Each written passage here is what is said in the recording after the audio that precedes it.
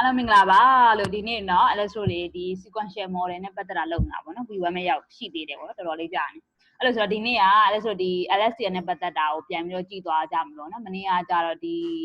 GRU နဲ့ပတ်သက်တဲ့ဟာတွေနည်းနည်းကြည့်ထားကြတယ် GRU နဲ့ပတ်သက်ပြီးအဓိက GRU ကဘာကြောင့် GRU သုံးတဲ့ reason ကကြတော့အဓိကဒီ long term dependency ကိုလည်းဆိုလိုချင်လို့ပေါ့နော်ဒီ long term dependency ကိုလိုချင်တာဖြစ်တဲ့အတွက်ဒီ gradient vanishing problem ဖြစ်လာတဲ့ဟာကြာရင်သူကဒီ GRU နဲ့သူ gradient clipping problem ဒါ exploding ဖြစ်ရင်တော့ gradient clipping သုံးတယ်ပေါ့နော်တကယ်လို့ဒါ vanishing problem ဖြစ်လာရင်ဒီလိုမျိုး gate တွေနဲ့သုံးသွားတယ်ဆိုပုံစံမျိုးလေးသူပြောသွားတယ် GRU က solution တစ်ခုအနေနဲ့သူပြောသွားတယ်ပေါ့နော်လို့ဆိုတော့သူကဒီ GRU နဲ့မဟုတ်ပေါ့နော်ဒီ LSTM လေး GRU နဲ့ခုလုံးနေသုံးကြတာများတယ်ဒီနေ့တော့ဒီ LSTM နဲ့ပတ်သက်တာလေးသိချာလေးကြည့်အောင်နော်ဒီပါစာအောင် In the last video, you learned about the GRU, the gated recurrent unit, and how that can allow you to learn very long-range connections in a sequence. The other type of unit that allows you to do this very well is the Lstm, or the long short-term memory, and this is even more powerful than the GRU. Let's take a look. Here are the equations from the previous video for the GRU, and for the GRU we had AT equals CT, and two gates, the update gate and the relevance gate, C tilde T, which is a candidate for replacing the memory cell, and then we use the gate, the update gate gamma U to decide whether or not to update CT using C tilde T. The Lstm is an even slightly more powerful and more general version of the GRU, and is due to Sepp Hochreiter and Jürgen Schmidt-Huber. And this was a really seminal paper that had a huge impact on sequence modeling. Although I think this paper is one of the more difficult ones to read. It goes quite a lot into the theory of vanishing gradients. And so I think more people have learned about the details of Lstm through maybe other places than from this particular paper, even though I think this paper has had a wonderful impact on the deep learning community. But these are the equations that govern the Lstm. So we'll continue to the memory cell C, and the candidate value for updating it, C tilde T, will be this. And so notice that for the Lstm, we will no longer have the case that AT is equal to CT. So this is what we'll use. And so this is just like the equation on the left, except that we've now more explicitly used AT there, or AT minus 1 instead of CT minus 1, and we're not using this gamma R, this relevance gate, although you can have a variation of the Lstm where you put that back in, but maybe the more common version of the Lstm doesn't bother with that. And then we will have an update gate, same as before. So W update, and I'm going to use A T minus 1 here. T plus U. And one new property of the Lstm is instead of having one update gate to control both of these terms, we're going to have two separate terms. So instead of gamma U and 1 minus gamma U, we're going to have gamma U here and a forget gate, which we call gamma F. So this gate gamma F is going to be sigmoid of pretty much what you'd expect. T plus F. And then we're going to have a new outputs gate, which is sigma of WO. And then again, pretty much what you'd expect. Plus BO. And then the update value to the memory cell will be CT equals gamma U. Then this asterisk denotes element-wise multiplication. There's a vector-vector element-wise multiplication plus, and instead of 1 minus gamma U, we're going to have a separate forget gate gamma F times C of T minus 1. So this gives the memory cell the option of keeping the old value CT minus 1 and then just adding to it this new value C tilde of T. So use a separate update and forget gates. Okay, so these stands for update, forget, and output gates. And then finally, instead of AT equals CT, AT is going to equal to the output gate element-wise multiplied with CT. So these are the equations that govern the LSTM. And you can tell it has 3 gates instead of 2, so it's a bit more complicated, and it places the gates in slightly different places. So here again are the equations governing the behavior of the LSTM. Once again, it's traditional to explain these things using pictures, so let me draw one here.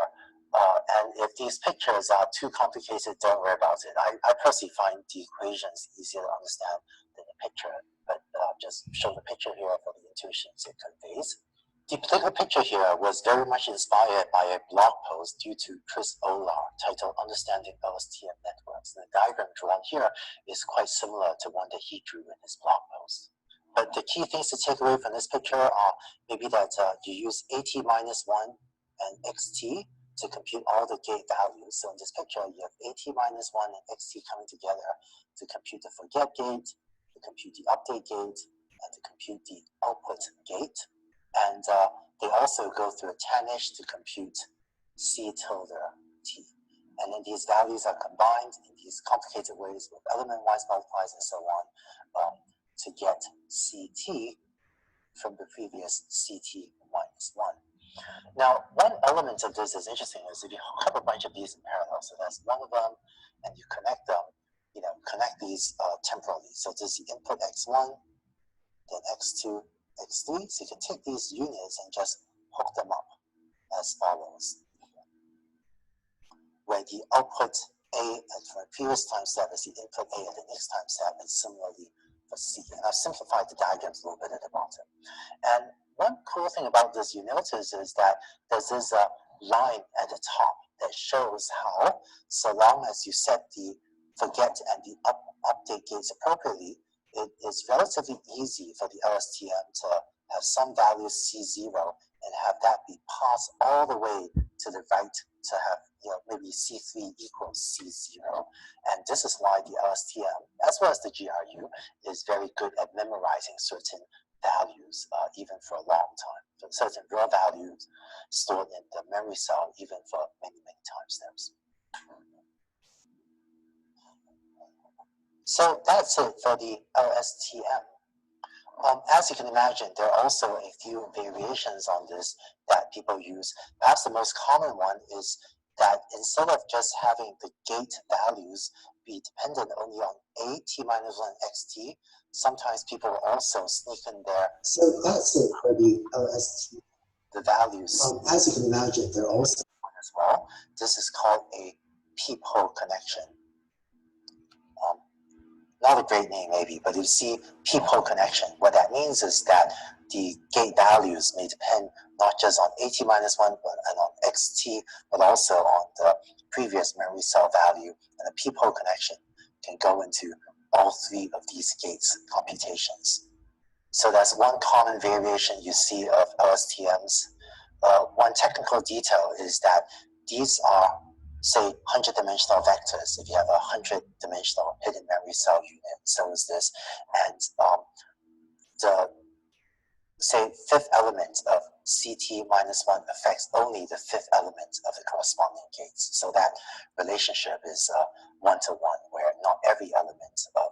the 100-dimensional CT minus 1 can affect all elements of the gates, but instead, the first element of CT minus 1 affects the first element of the gates, the second element affects the second element, and so on. But if you ever read a paper and see someone talk about a peephole connection, that's what they mean, that CT minus 1 is used to affect the gate value as well. So that's it for the LSTM.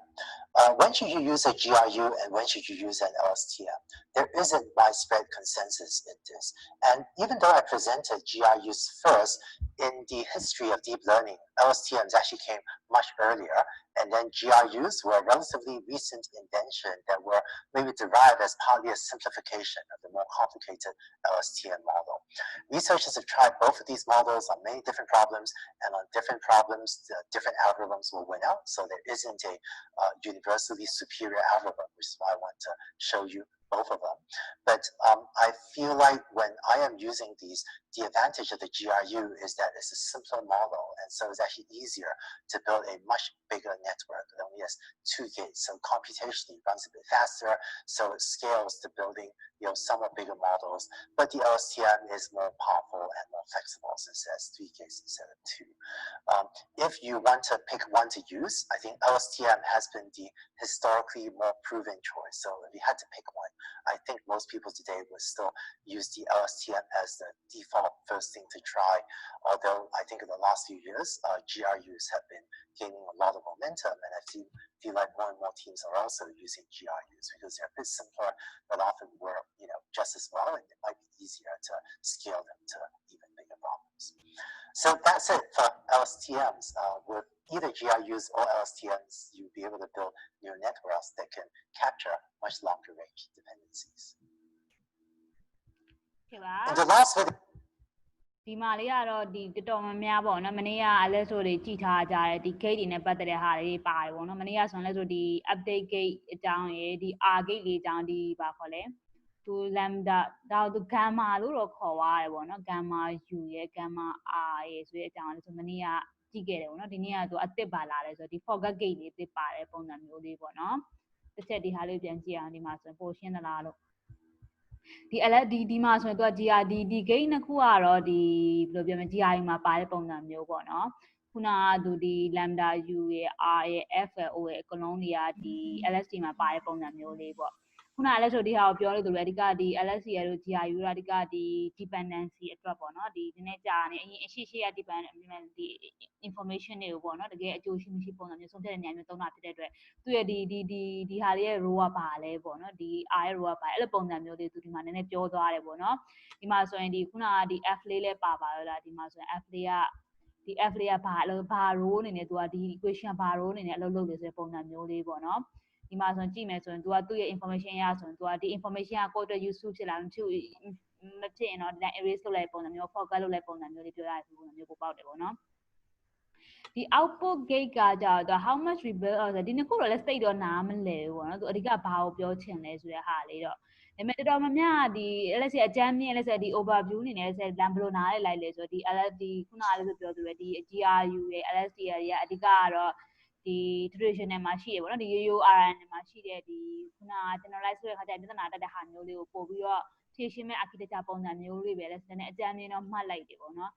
ဒါတော့တိတ်ပြီးတော့နားရတာမျိုးတော့မရှိဘူးကိုစောကြီးပြောပါကိုစောကြီးနည်းနည်းဝင်မရှင်းကြဘူးလားကိုစောဒီဟာလေးကိုလေဟယ်လိုကြားလားကိုကြားပြီ LS အဲ့ဆို LS နဲ့ဝင်ရှင်းပြပါလားအေးတို့အရင်ဘက်ကဟိုကောင်အဆင်ပြေလားကဲကောင်းတယ်အရင်ဘက်ကမော်တယ်ဒီဘက်ကပဲမော်တယ်နော်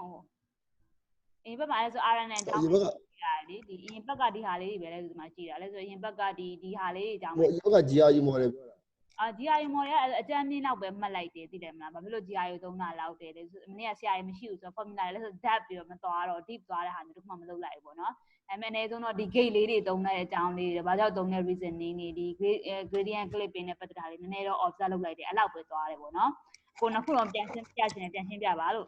ဒါမှမဟုတ်လေကိုရှင်းပြခြင်းနဲ့ link လေးပါလေးရှိလားအဲ့ဒါဆိုရင်လည်းဆို share ပေါ့နော်ပို့ပြီးအဆင်ပြေတယ်သူ့ဟာじゃနည်းနည်းဗီဒီယိုကနည်းနည်းတိုးပြီးတော့တိတ်ပြီးတော့နားလည်မရတာလားလို့လည်းခံစားရတယ်ပေါ့နော်တိတ်ပြီးတော့ formula じゃသူပြောသွားတယ်ဆိုရင်တိတ်ပြီးတော့လည်းဆိုနည်းလည်းဆိုအမီလာဘူးပေါ့နော်လည်းဆိုအုံနောက်လည်းအဲ့ဒီမရဘူးဆိုတော့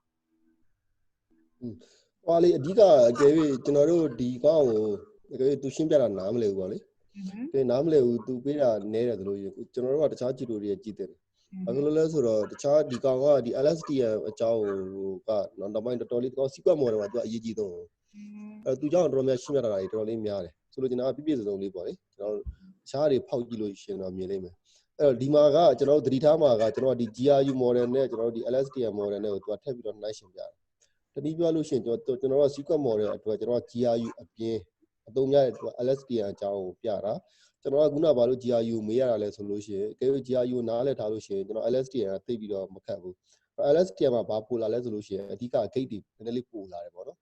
အဲ့ gate ကဘာကို control လုပ်တဲ့ gate လဲဆိုတာကိုသူကဟိုပါ LSTM နဲ့ GRU နဲ့နည်းနည်းလေးနှိုင်းယှဉ်ကြည့်ရင်သူကပို့ပြီးတော့မြင်တာတယ်ပေါ့အဓိကအဲ့တဘောတရားပဲအဲ့တော့ ကျွန်တော်ပြပြမယ်ဒီအဓိကဒီမှာသတိထားမှာပေါ့ဒီ equation လေးတွေကိုကြည့်ကြည့်လိုက်ဒီ equation လေးကတိတ်ပြီးတော့ဟို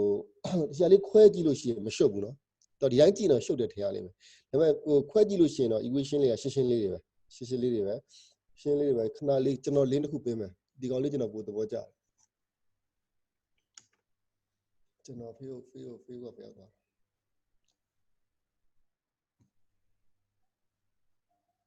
အခုဘယ်ကပို့လိုက်လဲဆိုအကြောင်းကြား messenger ကလား zoom နဲ့နဲ့လား messenger ပို့မလို့ဖေးကဖုန်းလို့မရခဏလေး line မကောင်းဘူး line မိုးရ line မကောင်းဟုတ်ပါပြီနားကြည့်လိုက်မယ်နော်ပို့ပြီးပါအဲ့ဆိုပြောဒါလေးဟုတ်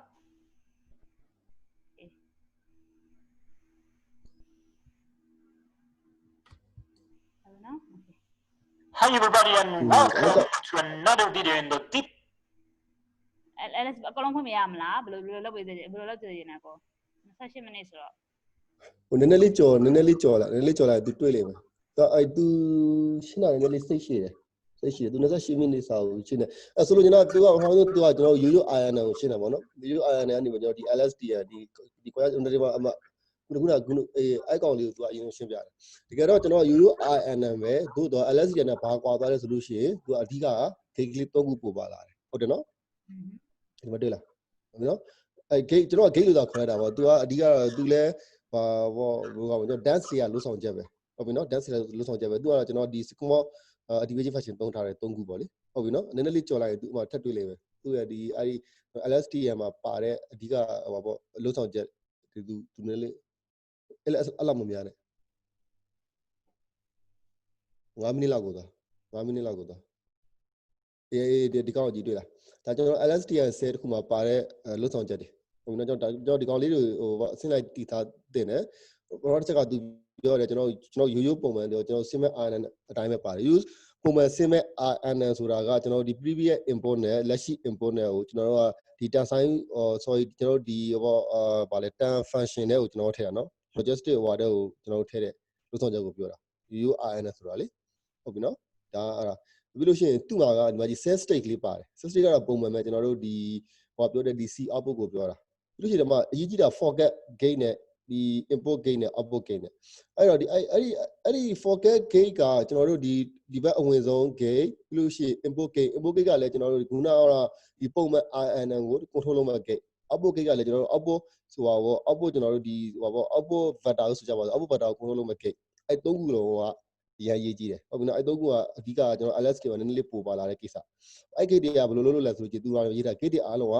filter လိုပဲလုပ်တာဟုတ်ပြီနော် filter ဆိုတာကကျွန်တော်တို့ဟိုအရင် process တွေလိုပဲဒီကောင်ကနည်းနည်းလေးဘာလုပ်မလဲညာလုပ်မယ်ဆိုတဲ့သဘောတရားသူကရေးထားတာဆိုရင်လားအချိန်တစ်ခုကိုထိန်းနေတာပြောင်းနေတာဆိုလို့ရှိရင်အဲ့ gate တွေကပဲလုပ်တယ်ဟုတ်ပြီနော်အဲ့တော့ကျွန်တော်ပြောပြမယ်အဲ့တော့ဟိုသွားကြည့်လိုက်ဟိုဒီ7 minute လောက်ကိုသွားကြည့်လိုက်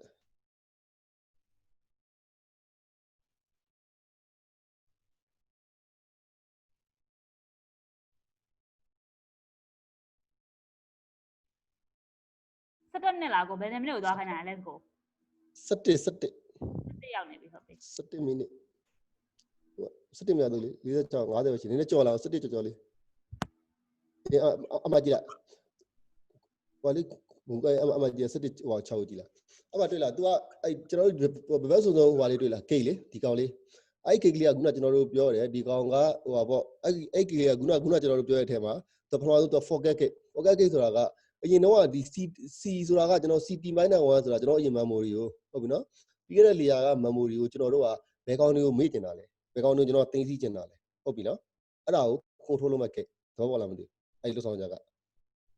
ဟုတ်ပြီနော်အဲ့ဒါကိုသူကဥပမာအနေနဲ့သူပြတ်ထားတယ်ဥပမာနည်းနည်းလေးကြော်ကြည့်လိုက်ကျွန်တော်တွေ့လိမ့်မယ် equation လေးကိုအဲ့အမသူကဓာတုရဲ့လွတ်ဆောင်ချက်နော် FT ဆိုတာကကျွန်တော် filter ရတာဟုတ်ပြီနော် filter ကိုကျွန်တော်ကခုနပြောတဲ့ဒီ sigma ဒီ word ကိုဒီ activation sigma function ကိုကျွန်တော်က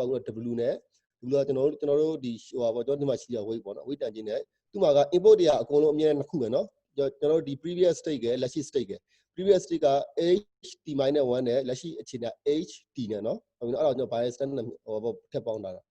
အဲ့လိုတွက်လိုက်လို့ရှိရင်ကျွန်တော်ရလာမယ် filter တစ်ခုရလာလိမ့်မယ် ဟုတ်ပြီနော် filter တစ်ခုရလာလိမ့်မယ်အဲ့ဒီ filter ကိုကျွန်တော်တို့ကအရင်ရှိနေတဲ့ memory နဲ့ကျွန်တော်ကနေဒီ element element with element with ကျွန်တော်မြှောက်လိုက်လို့ရှိရင်ကျွန်တော်တို့ကဒီကောင်ကိုကျွန်တော်ကဒီ memory တချို့ memory ကိုစေ့မလားဖြတ်မလားဒါမှမဟုတ်ပေါ့နော်အဲ့လိုမျိုး control လုပ်ဖို့အတွက်ကိုဒီကောင်နည်းနည်းလေးထိန်းညှိတာပေါ့အဲ့တော့ကျွန်တော်အဲ့အခြေအနေကိုသိအောင်လို့အဲ့လေဝါလောက်ကိုတွားကြည့်လိုက်ကျွန်တော်တို့15လောက်ကိုတွားကြည့်လိုက်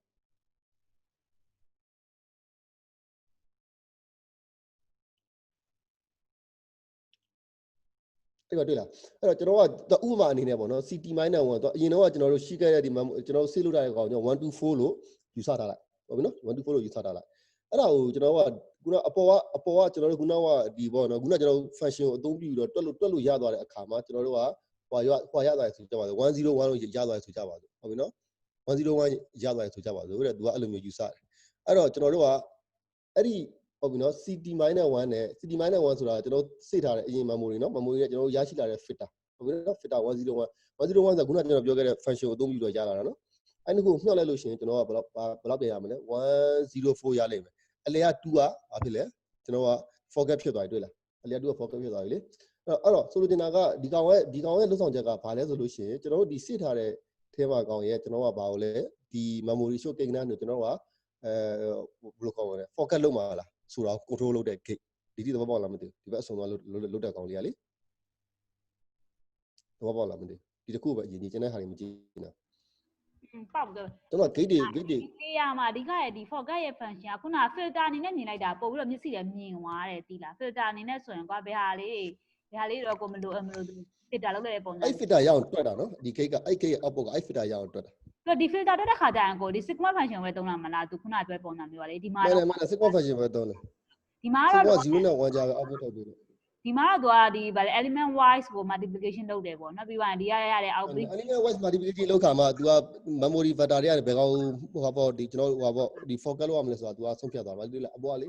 1နဲ့1နဲ့မြောက်2နဲ့0နဲ့မြောက်4နဲ့1နဲ့မြောက်အဲ့လိုမြောက်ပလိုက်တာ1 2 okay ဒီလိုမျိုးနှစ်ခုမြောက် element wise ဆိုတာဒီဟာလေးလုံးဝ direct မြောက်လိုက်တဲ့ပုံစံမျိုးပါပဲ1နဲ့1နဲ့မြောက်လိုက်1ပေါ့နော်2နဲ့0နဲ့မြောက်လိုက်တော့2ဖြစ်သွားတယ်ဒီနောက်တစ်ခုကဒီ filter သူပြောရနေမှာလေ0နဲ့1ကြားပဲဖြစ်ရမယ်ပေါ့လေနည်းနည်းတွေ့လိုက်သလားလို့အဲ့ဒါလည်းမှလည်းတွေ့လိုက်သလားလို့ခဏနော်တနည်းမှာလည်းတွေ့လိုက်သလားလို့သူပြောတဲ့ဟာလေးကိုလေဒီဟာလေးကိုပြောတာအဲ့တော့0နဲ့1ပဲလေဘာလို့ဒီကောင် ls ရဲ့အဲ့ဒီ sigma function ရဲ့ output က0နဲ့1ပဲထွက်မှာအဲ့ဒါလေးပြောကနေတစ်ချက်တွေ့လိုက်လို့တခြားလို့လည်း question လေးရှိလားဒီထိ forget gate နဲ့ပတ်သက်တာနည်းနည်းပိုရှင်းလာတာသူရဲ့အဓိကတောင်းဝါရင်ကမလိုအပ်တဲ့ information တွေဆိုထုတ်ချင်တဲ့ပုံစံမျိုးပေါ့ filter လုပ်လိုက်လေဆိုသဘောလေးပါပဲအဆင်ပြေကြတာတခြားလူတွေရော question ရှိလားဒီ forget gate ကိုမလေးတထုံးဆိုရောမလေးကြည့်ဖြိုးဟင်းတို့အဆင်ပြေလားမလေးတို့ဟုတ်ပြေပါတယ်မလေးရင်တို့ဟုတ်အဲ့ဒါဆိုရင်မဘူးမိလားဆိုတော့အဲ့ဒီလာလေးအောင် forget လုပ်မယ်ဆိုတော့အဲ့ဒါမလို့ဘယ်လိုလုပ်ကြည့်ပါလဲကြည့်ကြပါလေဟုတ်တက်ညီမပြမယ်သူကညီမလောလောဆယ်ကိုပြမယ်ညီမတို့အဲ့လိုစဉ်းစားလို့ရှိရင် short သွားလိမ့်မယ်ဟုတ်ပြီနော်ညီမတို့တခြားဘာမှမစဉ်းစားနဲ့အခုချိန်မှာစဉ်းစားမှတစ်ခုပဲဒီ gate တစ်ခုရလှုပ်ဆောင်ပုံပဲစဉ်းစားဟုတ်နော်ဆိုတော့ကိုတို့ဒီ Lstm 10တစ်ခုရလှုပ်ဆောင်ပုံညီမရှင်းအောင်ပဲအရင်ကြည့်ကျန်တာတွေမတွေးနဲ့ကျန်တာတွေကသူ့အချိန်ကြာလို့သူကတင်သွားလိမ့်မယ်တဖြည်းဖြည်းချင်းဘာဖြစ်လို့ကိုအဲ့လိုပြောရတယ်ဆိုလို့အဲ့လိုဖြန့်ပြီးတော့တွေးလေဒီကောင်ရှုပ်လေဟုတ်ပြီနော်ကိုအခုနေပြောလိုက်လို့ရတယ်သို့တော့ညီမတို့ထပ်ရှုပ်သွားလိမ့်မယ်ကိုပြောနားလည်လားမသိဟုတ်ကဲ့ကိုတို့အဲ့လိုမျိုးကြည့်ပါကြပါဘာဖြစ်လို့လဲဆိုတော့ဒီကောင်ကကိုတို့ပုံမှန်ညွန်တော့လည်းမဟုတ်ဘူးကိုတို့ဒီညွန်တော့အခြေခံရှိရတာမှာဒီကောင်ကကြော်ပြောလို့မရဘူးကိုတို့ကဒီဆဲလေးတွေကိုကလို့ဆောင်ချက်ကိုကိုတို့ကကြည့်ထားမှရမှာဘာဖြစ်လို့ကိုကခုနကဒီ GRU ပြန်ပြီးတော့မေးရတာလဲဆိုလို့ရှိရင်ကဲ GRU ကိုသိလို့ရှိရင်ဒီကောင်ကိုတို့ကကြည့်ရတာမြန်တယ်တဲ့ GRU မှာကိုတို့ကဒီ equation နဲ့လို့ဆောင်ချက်ကိုကိုတို့ကမသိခဲ့ဘူးဆိုလို့ရှိရင်စင်မပြေ LSTM မှာကို LSTM မှာကိုတို့ကအစနဲ့ပြန်ပြောနေရတာတကယ်တော့ကိုတို့ကသူပြောတာမှန်တယ် LSTM ပြီးကမှ GRU သွားတာ GRU ကကျတော့ကိုတို့ကဂိတ်ကနှစ်ခုပဲကျန်တာဟုတ်သူကပို့ပြီးတော့ဒီကောင် simplify ဖြစ်အောင်လုပ်ထားတဲ့ model ပေါ့နော် GRU လည်းအသုံးမရတယ်အဲ့နှစ်ခုကဟိုဘယ်သူကောင်းလားဘယ်သူမကောင်းဘူးလားဆိုတာတော့သူကတော့မရှိဘူးပေါ့လေတော်များတော့ဒီလိုပဲရှင်းပြီးတော့သုံးနေကြတာပြဿနာမရှိဘူးဒါပေမဲ့ကိုကဒီမှာသိသိချင်တာတစ်ခုပဲဘာလဲဆိုလို့ရှိရင်အဓိကတော့သူက benefit ဟိုပေါ့ဒီ career problem ကိုသူကဖြေရှင်းဖို့အတွက်အဲ့တော့ဘယ်နားလေးမှဖြေရှင်းသွားလဲဆိုတဲ့အချက်တွေကလည်းရှိသေးတယ်အဲ့ဒါကိုတော့နောက်ကျမှပြောမှရမှာဘယ်လိုလဲကိုတို့အတွက်လုံးဝအစိမ်းဖြစ်နေတာကဒီ LSTM 10ကြီးပဲအဲ့10ထဲမှာပါတဲ့အကောင်တွေကဘာတွေမှမသိတာကိုလက်ရှိသိတင်တာအဲ့တစ်ချက်ပဲသိတင်တယ်ပြီးကမှကိုတို့ကဒီ filter တွေဘာတွေညာတွေဆိုတာကဘယ်အချိန်မှာဘယ်ဟာတော့မှလဲဘယ်အချိန်မှာ focus လုပ်ရမှာလဲဆိုတာကိုတို့ဒီနောက်ပိုင်းကိုတို့ training process တွေကြာရင်သိတာလေကိုတို့ဟိုကကြည့်တယ်လို့ပေါ့ကိုတို့ဒီ convolutional neural network တွေကြည့်တယ်လို့ပေါ့နော် provide တော့ကိုတို့ဒီ filter တွေရအောင်မလို့ရှာလဲပါလဲဆိုတာကိုတို့ကစဉ်းစားကြမလို့သေးဘူးအင်းတော့ကိုတို့ CN မှာကိုတို့ပြောခဲ့သလိုပဲ filter နဲ့ကိုတို့ဒီ image နဲ့မြှောက်လိုက်လို့ရှိရင်ကို communication process ရတယ်လောလောဆယ်ကိုတို့အဲ့အခြေခံလေးကိုတို့အရင်သိအောင်လုပ်အောင်ဟုတ်ပြီနော်ပြီးလို့ရှိရင်ပြန်လွယ်သွားလိမ့်မယ်ကိုတို့အားကြောင့်ကိုတို့ဒီ Lstm gate ကိုပဲကိုတို့နားလည်အောင်ကြည့်ပြီလောလောဆယ်ပေါ့နော်အဲ့ဒါကြီးကိုတို့လည်းအရေးကြီးတယ်ဟုတ်ကဲ့ပါတခြားလူတွေရောမောင်လေးကြော်သူတို့ပါတော့မောင်လေးထုံးခါလင်းတော့အဆင်ပြေကြလားမေးမယ်နော် question တွေမေးကြမယ်နော်အခုထိလည်းပြည်သေးဘာဖြစ်လဲအခုထိတော့ပြည်သေးတယ်လို့ဟုတ်ပြီဟုတ်ပြီမတ်ချယ်ရောအမတို့အဆင်ပြေလားမတ်ချယ်တို့မမိုးတို့အဆင်ပြေလားမဟုတ်ပြေးတယ် LSC ကဲပါတမိုင်ကူဆိုင်နော်အမတန်နေတနာလည်းဆောင်အတရာနာပါအတန်နေချာနားစီရလေโอเคပါလို့ဆိုနောက် cell တစ်ခုသွားအောင်ဒါကတော့ forget ပတ်သက်တဲ့ cell ပေါ့နော်ဒီ cell လေးကဘာဖြစ်မယ်ထင်လဲโอเคဒီကတော့ forget လို့ okay import cell ကိုလောက်ပါအောင် import cell လေးအဲ့တော့ဗာကြီးဟောပေါ့ကိုတို့ဒီသူခုကတော့ဗာလဲနောက်ထပ် gate တစ်ခုနော်အဲ့ဆိုလို့ကျွန်တော်အဲ့ဒါစီဒီကောင်ကိုတို့ထပ်ကြည့်လိုက်ဟုတ်ပြီနော်အဲ့ဒီမှာဘယ်ရောက်သွားပြီတော့ကိုတို့16 minute ရောက်သွားပြီနော်အဲ့တော့ तू ကလည်းအဲ့လိုပဲကိုတို့ကဟုတ်ပြီနော်အခု तू မြှောက်ထောက်ထားတဲ့ gate ကိုသာမပါခဲ့ရင်ဟုတ်ပြီနော်မြှောက်ထောက်ထားတဲ့ gate လေးနော်အခုကိုဒီ equation ပေါ့ဒီနေ့ပြောရင် id ဆိုတာကို filter ကိုတွက်တဲ့ကောင်ဟုတ်ပြီနော် filter ကိုတွက်တာလေ तू ဟုတ်တယ်မလားဒါ filter ကိုခုနလိုပဲလေကျွန်တော်ဘေးရဟာနဲ့တူတူပဲတွေ့လားဘေးရကောင်ကဘာလုပ်လဲဘေးရကောင်က memory ကို तू က filter နဲ့ထိန်းကြီးကိုအခုလက်ရှိကောင်ကြတော့ကျွန်တော်က input ဝင်လာမဲ့ကောင်တွေကျွန်တော်တို့ကထိန်းကြီးကိုဒီကောင်လဲ id ဆိုတာလဲ filter တွက်တာပဲဟုတ်ပြီနော်အဲ့တော့ तू ကဘယ်သူ့ကိုလုပ်ဖို့လဲဆိုလို့ရှိရင်ကိုတို့ဒီမှာတွေ့လားအဲ့ကောင်ရဲ့ဘေးက tan h နဲ့ရေးထားတယ်လေအဲ့အကယ်၍ကိုတို့ကဒီ tan h တဲ့ကိုဒီ ht-1 နဲ့ ht သာဝင်ခဲ့မယ်ဆိုလို့ရှိရင် तू ကကိုတို့အရင်တော့စပြီးလေ့လာခဲ့တယ်ရိုးပုံမှန်ကို RNN နဲ့အတူတူပဲဟုတ်တယ်မလားtan h ကထွက်လာမဲ့ကောင်ကလေအတူတူပဲအဲ့tan h ကထွက်လာတဲ့ကောင်နဲ့ကိုတို့အခုရလာတဲ့ဒီ filter နဲ့ကို तू ကတွေ့လားသူ element with modification ထပ်လုပ်တယ်ဆိုလို့ကျတော့ဒါလည်းဘာလို့လဲဒါလဲ control လုပ်ပလိုက်တာကိုတို့အပေါ်မှာ modification လုပ်တယ်လို့ဒီကောင်ကလည်းကိုတို့ control ကောက်လုပ်ပလိုက်တာတော့ပေါ့လားမသိ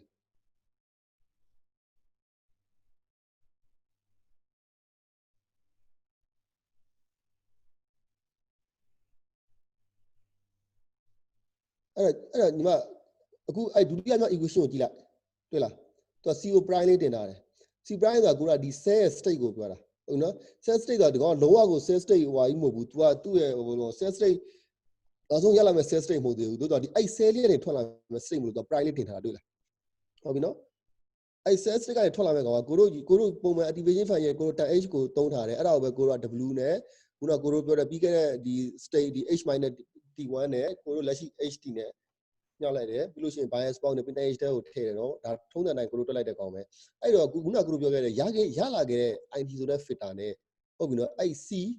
ကိုတို့ဒီ prime t လေးနဲ့ကိုတို့မြှောက်လိုက်တာနော် element width နဲ့မြှောက်လိုက်တာအဲ့တော့ဆိုလို့ကျန်ဒါဘာလဲဆိုတော့ဒါ control လုပ်လိုက်တာပဲ gate ပဲဟုတ်တယ်နော်ဒီ filter လေးလေ id ဆိုတာလေးကိုထည့်ပြီးတော့ကိုတို့ကမြှောက်ပလိုက်ဘောပါလားမသိဘူးကိုသူ့ရဲ့ function ဘာလဲ let's make သွားသူအဓိက import ရဲ့ function ဘာအတွက်လောက်တာ import gate က import gate ကသူဘာမှမပြောတာအောင် relevant gate ကိုဒီမှာလောက် gate ကတော့ဘာအတွက်လဲတန်ရိုး information ကိုသူကဘာမှမပြောဒီ information process လုပ်တဲ့သဘောလေးပေါ့နော်ဒီမှာဆိုရင်သူကတကယ်တော့အဲ့ကောင်ကနော်ကိုပြောရကိုကတကယ်တော့အဲ့ကောင်ကမှကိုတို့ဒီဟိုပေါ့ဘယ်လိုခေါ်မလဲvanishing problem ကိုတို့ဒီ guardian design လုပ်တဲ့အခါမှာဒီကောင်ကအထောက်အကူပြုတယ်ထင်တယ်အဲ့အပိုင်းရလေကိုပြောတော့ပေါ့လားအခုဒီ import gate ကိုကိုတို့လုပ်တဲ့အပိုင်းရမှာကိုတို့အဲ့ဟို vanishing ကို guardian design problem ကိုဒီကောင်ကအထောက်အကူပြုတာကိုလေးဖြတ်ကြည့်လိုက်လို့ပါကိုတို့အကောင်လေးကိုတို့အေးသေးကြည့်လို့ရှိရင်ကိုတို့နံပါတ်ကြရင်ကိုတို့တွေ့သွားလိမ့်မယ်ဒီကောင် equation တစ်ခုချင်းတို့သူကပြန်ပြီးတော့ရှင်းပြတယ်တွေ့လားအောက်ပို့ရလာတဲ့ gate ဆိုကိုတို့နည်းနည်းလေးကြော်ကြည့်လို့ရှိရင်ကိုတို့တွေ့လိမ့်မယ်23 24လောက်ကြာရင်သူက equation အဲ့တော့ဆိုလို့ချင်းတော့ဒီ equation တွေအကုန်လုံးကဒီပုံထဲမှာပါကိုကခုနဟာကိုဘာလို့ခုနကိုတို့ဒီ consider ကဘာလို့တော့မကြည့်လဲဆိုတော့သူကတချို့ဟာလေးတွေကနည်းနည်းလေးဟိုပြတ်သွားလို့ပေါ့နော်ပြတ်တော့ကောင်းတော့လည်းကောင်းပါတယ် consider ဟာလည်းဒါနဲ့အတူတူပဲဒီပုံစံနဲ့ပါပဲဒီပုံစံနဲ့ပဲအဲ့တော့ဒီမှာလေကိုက update လုပ်မဲ့ကောင်ဟာဟိုညီမဟိုပြန်သွားလိုက်အဲ့ consider ကိုပြန်သွားလိုက် consider မှာကိုတို့ဒီ4မိနစ်လောက်ကိုကြည့်လိုက်တွေ့လိမ့်မယ်အဲ့ဒါနည်းနည်းမြင်သွားပြီခုနမောင်လေးတယောက်ဗာမေးဖို့လဲ မောင်လေးတစ်ထုံးစီပါမျိုး ဟိုလေအမတွေ့လား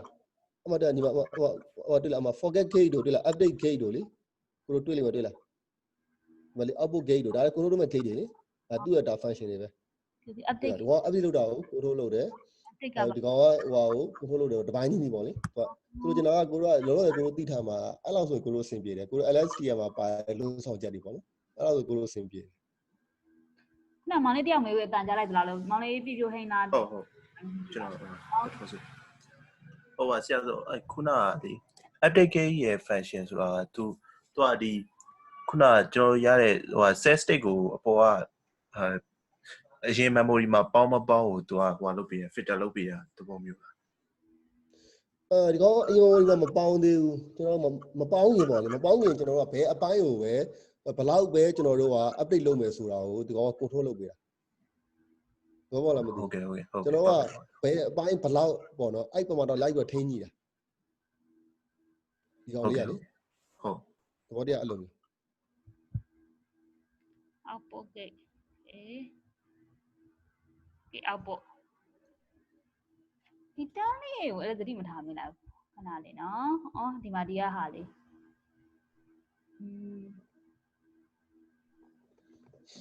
LSC မှာတော်တော်များတီတန်း8ကိုပဲသူတော်တော်လေးသုံးသွားတာအကလုံးတန်း8ပဲသုံးသွားတာမရှိရမြင်တယ်ဟောတခြားသိမသုံးတခြားစစ်ကမတ်ကသူလည်းများဒီဂိတ်ဒီမှာလေးတော့သူစစ်ကမတ်လေးသုံးတာတွေ့ဒီလိုမျိုးတကယ် update ဂိတ်နေရာမှာတော့ပြီးတော့ output ဂိတ်မှာသူတန်းလေးပဲသုံးသွားသလားဟုတ်တယ်ဟုတ်ဟုတ်တယ်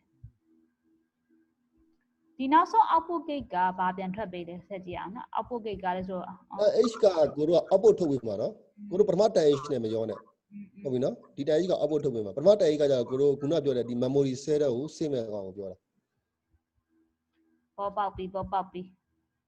ကတော့ဒီတင်းမှာထားတဲ့ဟာနောက် state တစ်ခုမှာနောက် cell တစ်ခုမှာထပ်သုံးမယ်ပုံစံမျိုးလေးပေါ့ဒ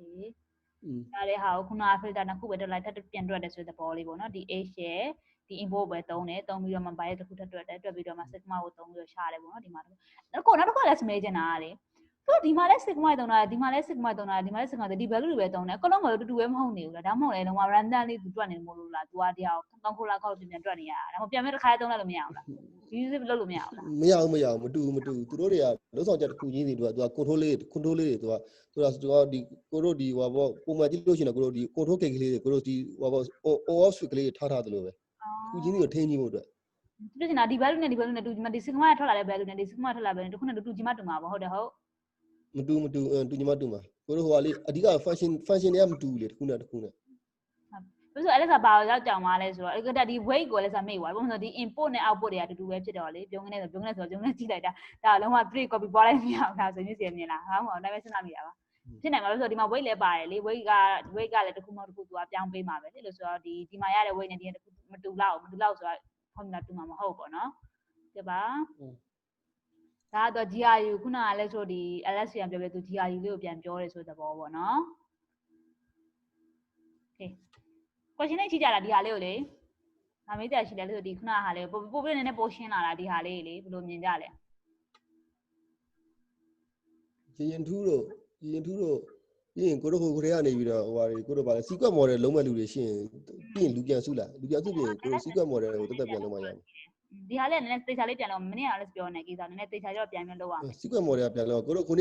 တို့စစ်တမ်းကောက်ထားတဲ့မှာကိုတို့ဒီအဲ့ဟိုကိုတို့ဟိုထဲမှာ AI ထဲမှာအဲ့ဒီဟို NLP ဘက်ကိုသွားကျင်တဲ့လူတွေရှိရလေနည်းနည်းလေးရကိုဒီထားမယ်အဲ့စစ်တမ်းကောက်လိုက်တာလေအများဆုံးက computer vision မှာသွားကျင်က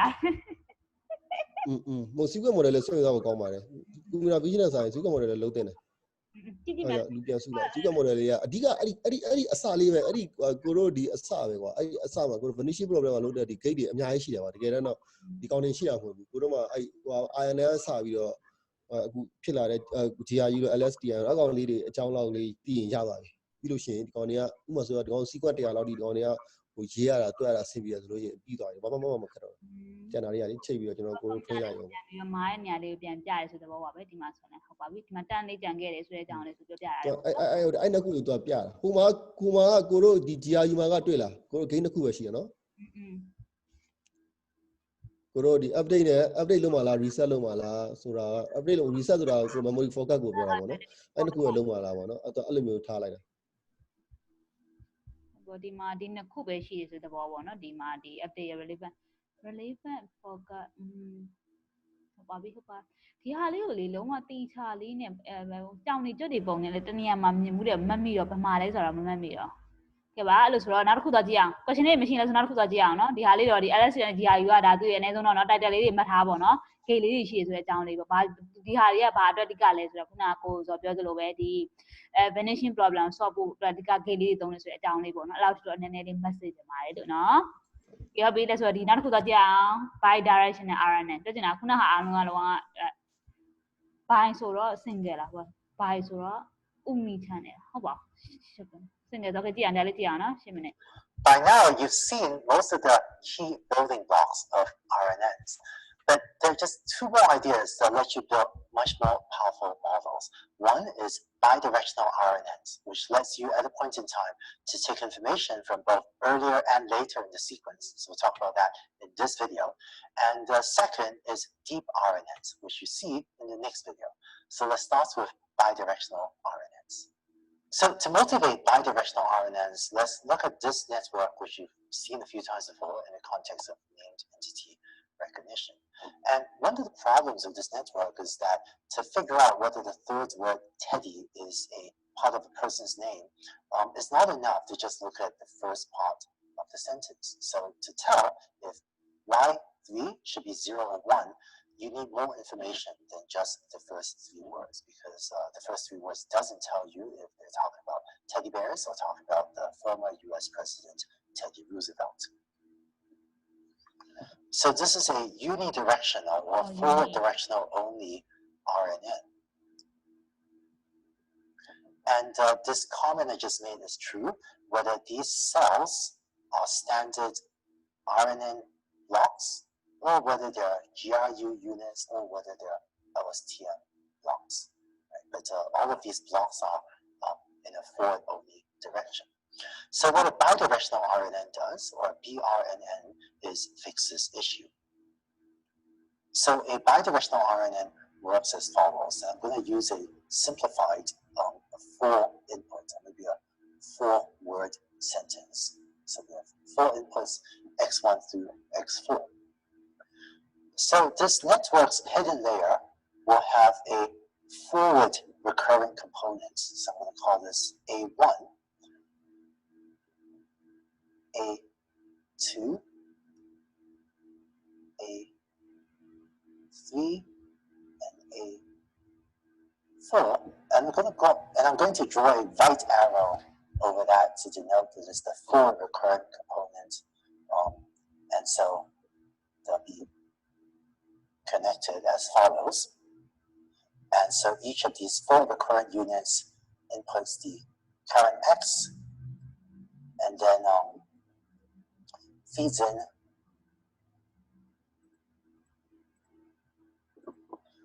to help predict y hat 1, y hat 2, y hat 3, and y hat 4. So far I haven't done anything, right? Basically redrawn the RNN from the previous slide, but with the arrows, placed in slightly funny positions. But I drew the arrows in these slightly funny positions because what we're going to do is add a backward recurrent layer. So we have A1, left arrow to denote this is a backward connection, and then A2, backwards, A3, backwards, and A4, backwards. So the left arrow denotes that this is a backward connection. And so we're then going to connect the network up as follows. And these A backward connections will be connected to each other going backwards in time. So notice that this network defines a acyclic graph. And so given an input sequence, x1 through x4, the forward sequence will first compute A41, then use that to compute A42, then A43, then A44. Whereas the backward sequence will start by computing A backward 4,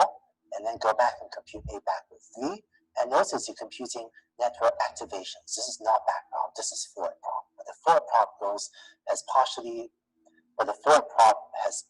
of the computation going from left to right, and part of the computation going from right to left in this diagram. But then having computed a backward 3, you can then use those activations to compute a backward 2 and then a backward 1. And then finally, having computed all your hidden layer activations, you can then make your predictions. And so, for example, to make the predictions, your network would have something like y hat at time t is an activation function applied to wy with both the forward activation at time t and the backward activation at time t being fed in to make that prediction at time t. So if you look at the prediction at time step 3, for example, then information from x1 can flow through here, forward 1 to forward 2, that also takes in information here, to forward 3 to y hat 3. So information from x1, x2, x3 are all taken into account, whereas information from x4 can flow through a backward 4 to a backward 3 to y3. So this allows the prediction at time 3 to take as input both information from the past as well as information from the present, which goes into both the forward and the backward things at this step, as well as information from the future. So in particular, given a phrase like, he said, Teddy Roosevelt, ... to predict whether Teddy was is a part of a person's name, you would take into account information from the past and from the future. So this is the bidirectional recurrent neural network. And these blocks here can be not just the standard RNN block, but they can also be GRU blocks or Lstm blocks. In fact, for a lot of NLP problems, for a lot of text or natural language processing problems, a bidirectional RNN with a Lstm appears to be commonly used. So we have an NLP problem, and you have a complete sentence, you're trying to label things in the sentence, a bidirectional RNN with Lstm blocks, both forward and backward, would be a pretty reasonable first thing to try. So that's it for the bidirectional RNN, and this is a modification they can make to the basic RNN architecture or the GRU or the Lstm, and by making this change, you can have a model that uses RNN or GRU or Lstm and is able to make predictions anywhere, even in the middle of a sequence, by taking into account information potentially from the entire sequence. The disadvantage of the bidirectional RNN is that you do need the entire sequence of data before you can make predictions anywhere. So for example, if you're building a speech recognition system, then the BRNN will let you take into account the entire speech utterance, but if you use this straightforward implementation, you need to wait for the person to stop talking to get the entire utterance before you can actually process it and make a speech recognition prediction. So for real-time speech recognition applications, there's somewhat more complex models as well, rather than just using the standard bidirectional RNN as you're seeing here. But for a lot of natural language processing applications where you can get the entire sentence all at the same time, the standard BRNN algorithm is actually very effective. So that's it for BRNNs. In the next and final video for this week, let's talk about how to take all of these ideas, RNNs, LSTMs, or GRUs, and bidirectional versions, and construct deep versions of them. ဟုတ်ပါပြီဒီမှာဆိုရင်သူကဒီခုနကကိုစောပြောတဲ့ concept ပါပဲဒီဟာကိုသူကဒီဒုတိယဒီဘယ်လိုပထမဒီ forward ဒီအရှိရောဒီအရှိရ information ရောအနောက် information ရောအခုတော့သူ utilize လုပ်ချင်တဲ့ပုံစံမျိုးသူကဒီကအဲ့ဒါမျိုးသွားချင်ဆိုတဲ့ဘောပေါ့နော်ဒီမှာသူအဲ့ဒါပဲပေးသွားတဲ့ဟာဆိုရင်ဒါလုံးဝ name entity ဆိုတာဒီစမ်းကြတယ်မှာပဲသူကတော့လူပေါ့နော်တခြားလူတွေကတခြားဟာတွေကတော့လူမဟုတ်ဘူးလူနာမည်မဟုတ်ပေါ့နော်လူနာမည်ဖြစ်နိုင်တယ်သူတို့တခြားပေါ့နော် country နာမည်လည်းဖြစ်နိုင်တယ်တခြား company နာမည်လည်းဖြစ်နိုင်တယ်ပေါ့နော် entity တစ်ခုရဲ့နာမည်ဘယ်ဟာဖြစ်နိုင်လဲဆိုတဲ့ဟာကိုသူကရှာနေဆိုပုံလေး problem တစ်ခုသူပြောရဲဆိုတဲ့ဘောလေးပေါ့နော် ဒီမှာဆိုသူဒီအရှိရစကလုံးလေးကိုလည်းသူဒီဟာလေးကို predict လုပ်တဲ့ခါကြာရင်ပေါ့နော်ဒီအရှိရစကလုံးလေးသူသုံးချခြင်းနဲ့ဒီအနောက်ကစကလုံးလေးသူပေါ့နော်အဲ့လိုမျိုးသုံးချခြင်းတာဖြစ်တဲ့အတွက်သူတို့ဒီလို bi-directional နဲ့တွားတဲ့ပုံစံမျိုးလေးသူပြောသွားတယ်ပေါ့ဒီမှာဆိုရင်သူ့ရဲ့ difference လေးကိုကြည့်မယ်ဆိုဒီနှစ်ခုလေးမြင်ပုံမှန်ဆိုလဲဆိုဒီဟာလေးတစ်ခုပဲသုံးနေတယ်ပေါ့နော်ဒီ activation တစ်ခုပဲသုံးနေတယ်ညာမှာပေါ့ညာကနေပြီးတော့အခုဆိုရင်နှစ်ခုလုံးသုံးတဲ့ပုံစံမျိုးပေါ့နော်ဒီဘက်သွားတဲ့ direction ဟိုဘက်သွားတဲ့ပုံစံ direction နဲ့အဲ့ဒါလေး different ပဲကွာသွားတယ်သူ S မြင်တယ်ပေါ့နော်အဲ့ဒါလေးသူကဒီမှာClinic graph လို့ခေါ်လိုက်တယ်ပေါ့နော်အဲ့ဒါလေးတော့အလောက်ပဲဦးတော့လည်းကြံခဲ့တယ်ကိုစောဘာထည့်ပြောအောင်လဲကိုစောအရင်တော့ရှုပ်တယ်လို့တော့မမြင်ဘူးဒီဟာလေးကနည်းနည်းတော့သင်္ချိုင်မပေါက်ဆိုတော့နည်းနည်း theory လောက်ပဲသူပြောပြသွားတယ်ဆိုတဲ့သဘောလေးပေါ့နော် input တွေကိုဘယ်လိုမျိုးယူသွားမလဲဒီမှာဆိုရင်ဘယ်လို forward လုပ်တဲ့ခါကျရင်ဘယ်လိုမျိုးသုံးသွားမလဲပေါ့နော်နောက်ကဘယ်လိုဘယ် information တွေပြန်ပြီးဘယ်လိုလုပ်သွားမလဲဆိုတဲ့အကြောင်းလေးတော့သူနည်းနည်းသေချာပြီးတော့ပြောသွားတယ်ပေါ့နော်ဒီတိုင်းသိစီရမြင်လာအောင်တော့သူပြောသွားတယ် question လေးတွေရှိတာဟယ်လိုကိုတော်ပြရပါလေကိုတော်ထည့်ပြောပါအောင်မရှိဘူးလေဒီကောင်ကျွန်တော်တို့ရိုးရိုးလေးပဲဟိုဒီပုံမှန်တိုင်းသူဘယ်လိုသွားလဲဆိုတော့ပြသွားတယ်တိတ်ရှုပ်ထွေးရအောင်ပါသေးဆက်လို့ရ question လေးရှိတာဒီဟာလေးကိုလေမရှိဆိုနောက်တစ်ခုသွားအောင်နော်အချိန်နဲ့နည်းနည်းကြာနေဆိုနောက်တစ်ခုကြည့်အောင်ဒီ deep RNN ဆိုတဲ့အကြောင်းလေးကြည့်အောင် The different versions of RNNs you've seen so far will already work quite well by themselves, but for learning very complex functions, sometimes it's useful to stack multiple layers of RNNs together to build even deeper versions of these models. In this video, you see how to build these deeper RNNs. Let's take a look. So you remember, for standard neural network, you would have an input X, and then that's fed to some hidden layer, and so that might have activations, say A1 for the first hidden layer, and then that's fed to the next layer with activations A2, then maybe another layer, activations A3, and then you make a prediction Y hat. So a deep RNN is a bit like this, but taking this network that I just drew by hand and unrolling that in time. So let's take a look. So here's the standard RNN that you've seen so far, but I've changed the notation a little bit, which is that instead of writing this as A0 for the activation time 0, I've added this square bracket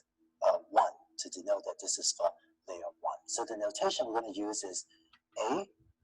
square bracket L to denote that it's an activation associated with layer L, and then angle bracket T to denote that that's associated with a time T. So this would have an activation A first layer time 1. This would be a first layer time 2, first layer time 3, first layer time 4. And then we can just stack these things on top. And so this would be a neural network with 3 hidden layers. So let's look at an example of how this value is computed. So A2, 3 has 2 inputs. It has the input coming from the bottom, and there's the input coming from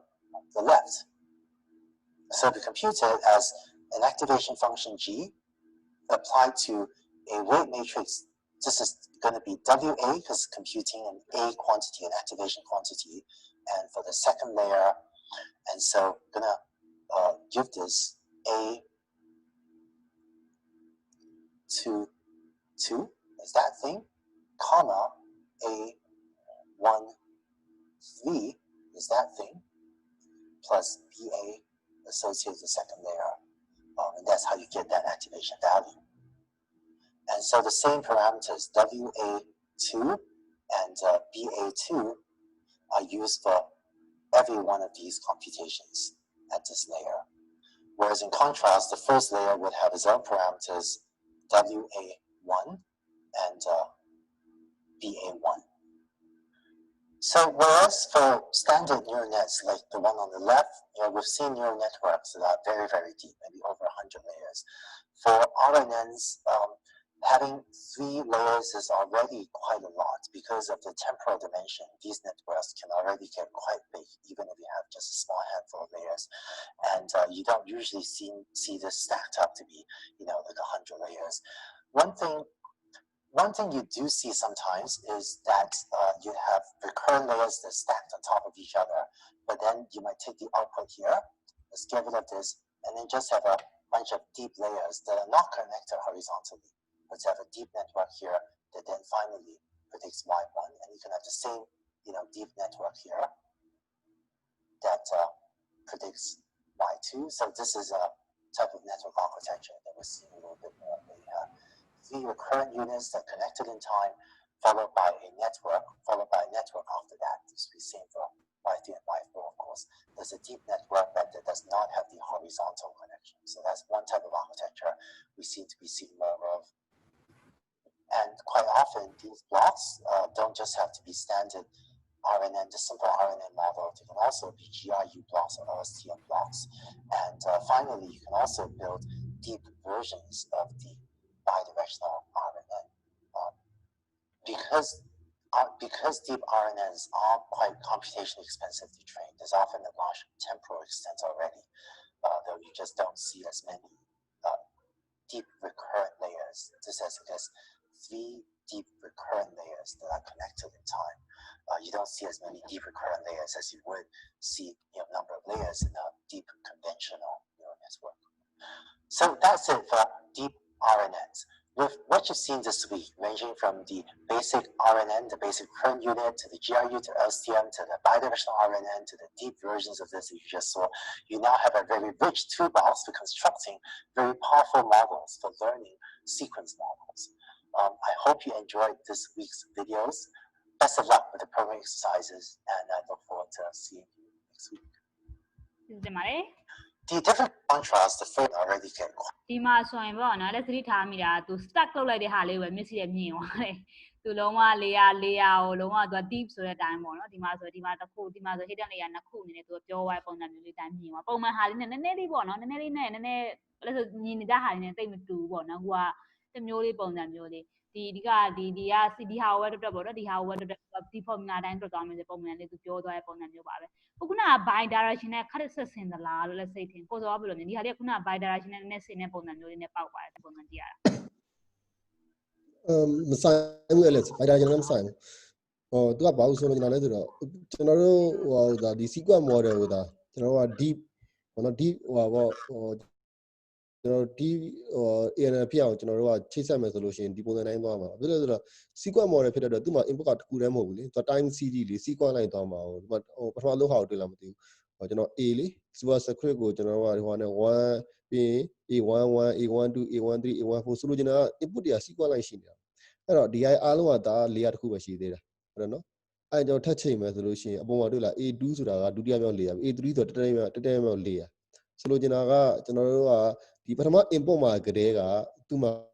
ကျွန်တော်က sequence ကိန်းတိုင်းရှိတာဟုတ်ပြီနော်ကျွန်တော်တို့ပုံမှန် neural network တွေမှာကျွန်တော်တို့ဒီဘက်ဆိုတော့ neural network မှာကျွန်တော်တို့ကသူ့ရဲ့ input ကကျွန်တော် discrete လေကိန်းတိုင်းမဟုတ်ဘူးသူကြတော့ရိုးရိုး image ဖြစ်ရင်ဖြစ်မဖြစ်လို့ရှိရင်တစ်ခုခုပေါ့လေတော့ပြီးသွားပြီသူ့လောက်ကဒါအဲ့တော့သူကကြတော့ input ကတစ်ခုတည်းကျွန်တော်ရှင်းတယ်ပေါ့နော်ကျွန်တော်တို့ကဒီကျွန်တော် sequence model မှာကြတော့ကျွန်တော်ကဒီ input ကဒီလိုမျိုးကိန်းတိုင်းနဲ့ရှိမှာဘူးအဲ့ဒါကြောင့်မို့လို့သူ့ကိုသာကျွန်တော်က deep ဖြစ်အောင်ချိတ်ဆက်မယ်ဆိုလို့ရှိရင်ကျွန်တော်ဒီတိုင်းသွားတော့လားမသိဘူးအတိုင်းပဲမြင်ရမှာပေါ့နော်ပေါက်ပါရဲ့ဒီမှာဟာလေးတွေ့တဲ့ပုံစံလေးမျက်စိကိုခုနကဟာလေးနည်းနည်းစင်တူလားဆိုတဲ့ပုံစံမျိုးပေါက်တာဘာမှတော့မဟုတ်ပါဘူးခုနကကွဲမှန်းတော့တည်ဒီဟာလေးတော်တော်လေးကွဲတယ်ပေါ့နော် BNN PRN နဲ့စာနည်းနည်းကွဲ question လေးမေးတယ်ရှိမေးပါလို့ဒီဟာလေးကိုလေနည်းနည်းဘယ်လိုမြင်ကြတယ်တခြားလူတွေရောဒီနေ့ကဒီမှာအပ်မှာဆိုတခြားလူတွေလည်း question လေးမေးကြပါလို့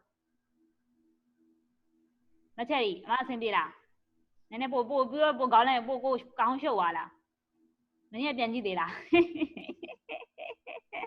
စားလာပါစပီကာဖွင့်ရတော့ပဲနေမှာပေါ့နော်ကြားလို့ရော question လေးရှိပါသလားညီမလေးရင်ထူးလို့ပါတော့ရောအဆင်ပြေကြလားဟုတ်ရော Hello LS မမေးဦးမယ်လို့ဒီပါဟိုကလေဒီ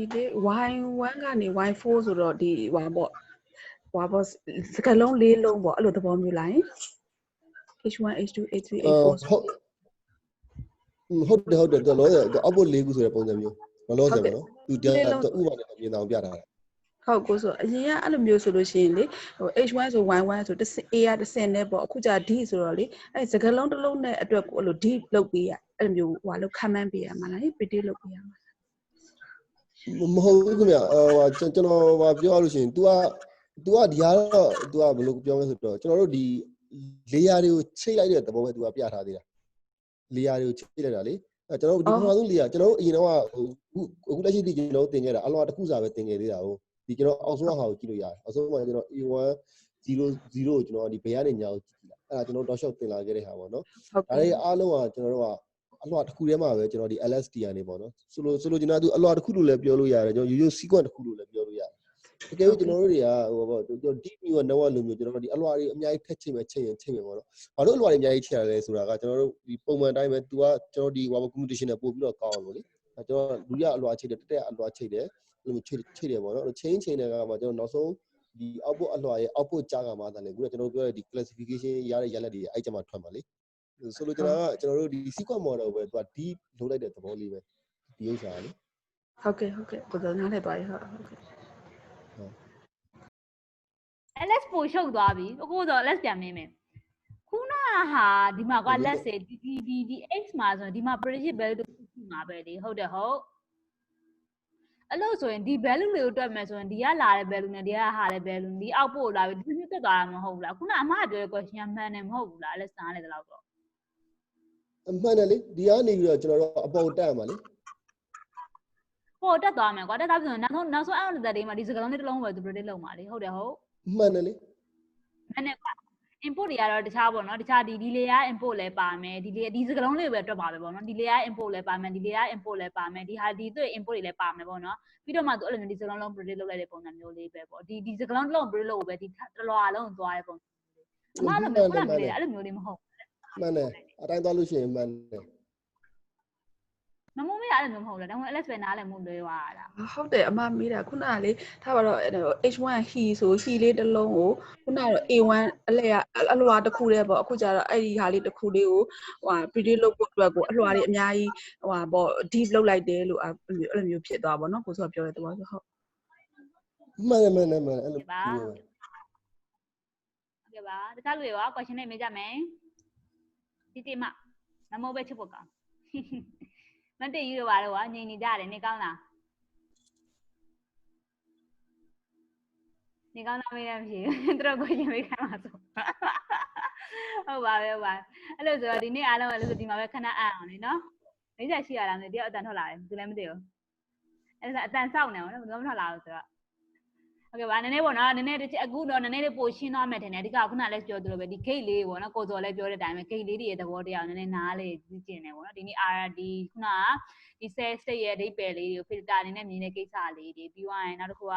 ဒီ forget ကဘာကိုပြောတဲ့ gate တွေပြောတတ်တဲ့ပုံစံမျိုးလေးတွေပြီးသွားရင်ဒီ sigmoid 3နဲ့ tangent 3နဲ့ဒါလေးတွေနည်းနည်းပေါ့နော်ကြံခဲ့သေးကြပါတယ်လို့အောင်အောင်နော်ပြီးသွားရင်ဒီ forget gate တွေ input gate တွေ update gate တွေခုန output gate တွေအဲ့ဒါလေးတစ်ချက်ပေါ့နော်ခုနဒီမှာလည်းပါတယ်ပေါ့တမ်းမြင်တော့ခုနဒီဟာလေးဘာတော့တုံးတဲ့ပုံစံမျိုးလေးပေါ့နော်သူကဒီ dependency ရှာတဲ့ကိစ္စပေါ့ဒီမှာလည်းခုနကပြောတဲ့ formula လေးကိုတော်တော်လေးတော့သူရှင်းသွားတယ်ဒီမှာဆိုရင်2ခုပဲပါတယ်ပေါ့နော်ဒီဟာရော simplify ဖြစ်တဲ့အတွက်ဒီမှာဆိုရင်4ခုပါတယ်ပုံစံမျိုးလေးပေါ့နော်အားလေးတစ်ချက်အဲ့လောက်လေးမှန်မဆိုးပါဘူးပြီးတော့ခုန bi-direction ရဲ့သဘောတရားတွေသဘောတရားတွေလည်းအကုန်လုံးဒီမှာပါပါတယ်လို့ဒီဟာလေးကခုန course ကိုပြန်ပြီးတော့ပြန်ပြီးပြောရမယ်ပြန်ပြီးတော့သူတို့ဒီ note ထုတ်တဲ့ပုံစံမျိုးလေးပေါ့နော်အဲ့လိုပုံစံမျိုးလေးပေါက်ပါတယ်လို့နော်တခုဆိုရင်လည်းဒီဟာလေးပြန် refer လုပ်ကြည့်ပေါ့နော်အဲ့လိုပုံစံမျိုးတွေနော်ဟုတ်ကဲ့ပါအားလုံးလည်းကျေးဇူးတင်ပါတယ်ကိုတော့လည်းကျေးဇူးတင်ပါတယ်လို့ဒီလိုမျိုးဒီဟာလေးကိုပို့ရှင်းတဲ့ဟာလေးကိုလည်းဆိုရှာပေးတာနော်အားလုံးလည်း good night ပါလို့မနေ့ကကြာရင် quiz ဖြေမယ်အဲ့စလုပ်ကြမယ်ပေါ့နော်အဲ့ဒါဆို programming assignment တွေလုပ်ကြမယ်ပေါ့နော် bye bye ဘိုင်ဘိုင်အဲ့လိုက်တော့မယ်နော်